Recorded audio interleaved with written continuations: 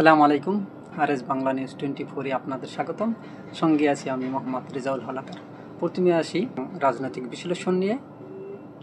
ভিডিওর টাইটেল হয়েছে পিআর নির্বাচন কি। আসুন একটু বিশ্লেষণ করি। পিআর নির্বাচন কি? শেখ হাসিনা ও বিএনপির ভবিষ্যৎ কি পাল্টে যাবে? বিস্তারিত। আপনি কি জানেন বিশ্বের অনেক দেশ গণতন্ত্র রক্ষার জন্য পিআর নির্বাচন ব্যবহার করে, কিন্তু বাংলাদেশ এখনও প্রথম ব্যক্তি পদ্ধতি ফার্স্ট পাস্ট দ্য পোস্ট নিয়ে চলেছে। আজকের এই ভিডিওতে আমরা বিশ্লেষণ করব পিআর নির্বাচন আসলে কি, এটা কিভাবে কাজ করে, বাংলাদেশে এ পদ্ধতি চালু হলে আওয়ামী লীগ, বিএনপি ও অন্যান্য দলের কি হবে, এবং এটা কি গণতন্ত্রকে বাঁচাতে পারে। চলুন শুরু করা যাক আরএস বাংলা নিউজ 24-এর আজকের বিশেষ বিশ্লেষণ। বর্তমান বাংলাদেশের নির্বাচনী পদ্ধতি। বর্তমান বাংলাদেশে ব্যবহার হচ্ছে ফার্স্ট পাস্ট দ্য পোস্ট পদ্ধতি, অর্থাৎ একটি আসনে যে প্রার্থী সবচেয়ে বেশি ভোট পায় সেই জিতে যায়, ইভেন যদি সেটা মোট ভোটের মাত্র 30% হয়। এই ব্যবস্থার কারণে ছোট দলগুলো পার্লামেন্টে পৌঁছাতে পারে না এবং একটা দল এককভাবে অনেক আসনে জিতে যায়, যদিও তারা মোট ভোটের অর্ধেকও পায় না। উদাহরণ, ধরুন 100টি আসন, যদি কোনো দল 30% থেকে 40% ভোটে জিতে যায়, তারা সরকার গঠন করে নেয় এবং 60% মানুষের ভোট অব্যবহৃত থেকে যায়। পিআর নির্বাচন কি? পিআর নির্বাচন মানে প্রপোর্শনাল রিপ্রেজেন্টেশন, অর্থাৎ যার যতটা ভোট তার ততটা আসন। ধরুন একটি দলের 30% ভোট, তাহলে তারা মোট আসনের 30% পাবে। এতে ছোট দল সংখ্যালঘু মত এবং বিকল্প চিন্তাগুলো সংসদের প্রতিনিধিত্ব পায়। কিছু দেশে ব্যবহার এই পদ্ধতি: German mixed number PR, Netherlands list PR, Israel, দক্ষিণ আফ্রিকা। পিআর নির্বাচন কিভাবে কাজ করে? নির্বাচকরা ভোট দেন একটি পার্টিকে বা পার্টির তালিকায় থাকা প্রার্থীদের। প্রতিটি দলের মোট ভোটের অনুপাতে আসন বরাদ্দ হয়। কোনো একক প্রার্থী বা ক্ষমতাধর গোষ্ঠী সব নিয়ন্ত্রণ করতে পারে না। কোঅপারেটিভ সরকার তৈরি হয়। উদাহরণ ব্যবহার করুন। ধরা যাক আওয়ামী লীগ 42% ভোট, 42টি আসন, বিএনপি 38% ভোট, 38টি আসন, জামাত নতুন দল 10% ভোট, 10টি আসন, স্বতন্ত্র তৃতীয় শক্তি 10% ভোট মানে 10টি আসন। এভাবেই পিআর নির্বাচনের তালিকা তৈরি করা হয়। বাংলাদেশের পিআর চালু হলে কি হতে পারে?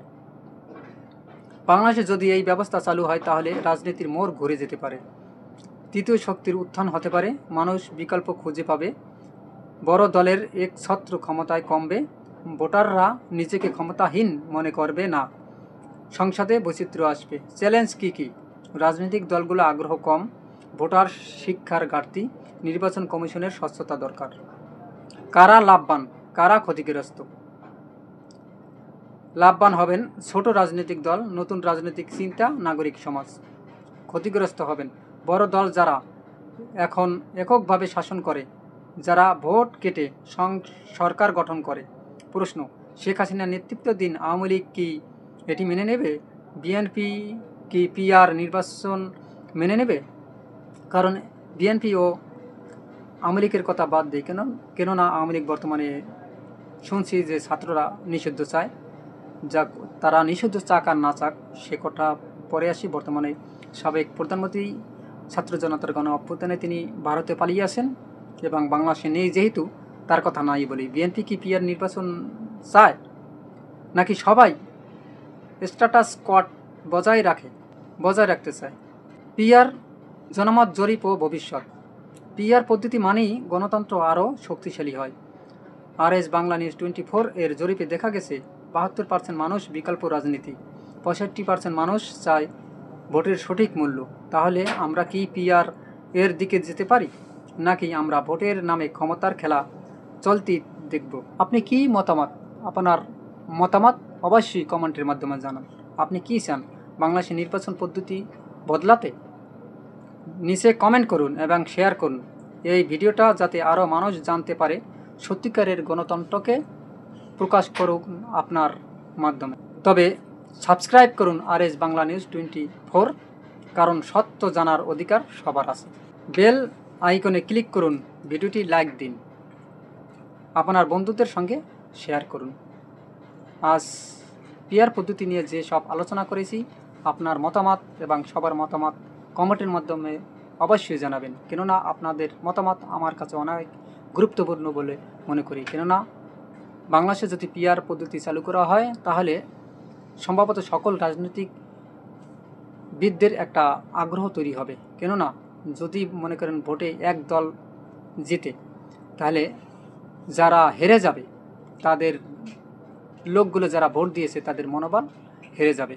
আর যদি সবাই পিআর পদ্ধতিতে নির্বাচন করে এবং যারা যত ভোট পায় ওই কয়েক পার্সেন্ট যদি ক্ষমতায় যায়, অর্থাৎ আসন পায়, তাহলে দেখা যাবে বাংলাদেশের যে গণতন্ত্র অবশ্যই রক্ষা হবে এবং সবাই একটা আগ্রহ পাবে যে না, আমি ধরুন জামাত একটি ছোট দল, বা এখন বর্তমানে ইসলামিক যে দলগুলো আসতেছে তারা ছোট দল, এমনকি জাতীয় পার্টি একটি ছোট দল, তারা নির্বাচনে যদি আসে, এখন তাদের দল যদি হেরে যায় বিএনপির কাছে, তাহলে হয়তোবা তাদের যারা ভোট দিয়েছে তাদের মনোবল ক্ষুণ্ণ হবে যে আমার দল তো ক্ষমতায় যেতে পারে নাই, তাহলে আমি কি করব, এরকমের একটা মনের ভিতর দ্বিধাদ্বন্দ্বের তৈরি হতে পারে। অতএব পিআর পদ্ধতি যদি চালু হয়, নির্বাচন চালু হয়, তাহলে আমার মতে সবার একটা আগ্রহ তৈরি হবে এবং বাংলাদেশ সবাই একাত্রভাবে যদি জাতীয় নির্বাচন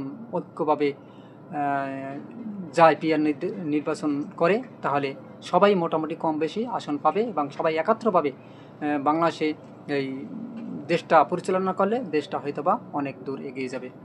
তবে আপনাদের কি মনে হয় অবশ্যই কমেন্টের মাধ্যমে জানান। আজ এ পর্যন্তই। আসসালামু আলাইকুম ওয়া রাহমাতুল্লাহি ওয়া বারাকাতুহু।